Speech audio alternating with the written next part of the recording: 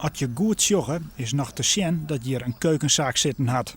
Het gebouw is volslijn aanbaand.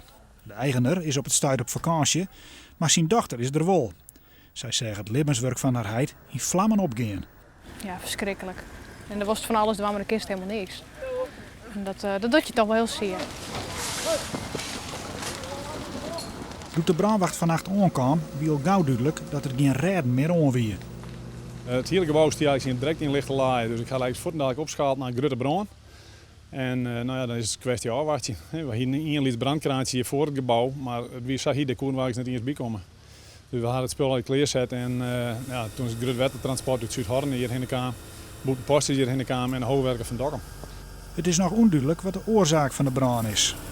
Wat we van omwenden harriet dat er om 4 uur een aldermachtige hudde knalwest is en wie voortdurend al die vuur. Dat hebben we jet, maar ja, misschien gaslekkage, maar ik weet het niet.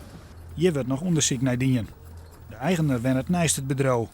Het huis is door de brand zwiers kan scheren. Ik heb inmiddels maar eens bellen. En natuurlijk ben ik verschrikkelijk schrokken. Wel heel blij natuurlijk dat ik geen mensen bij verwoenen rekken binnen of stonden.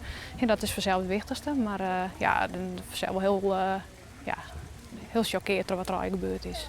Hij heeft heel hard werk om het weer op te bouwen. Hij is altijd met het bureau bezig, heeft heel weinig vakantie. En het is gewoon zijn leven eigenlijk, dat bedrijf.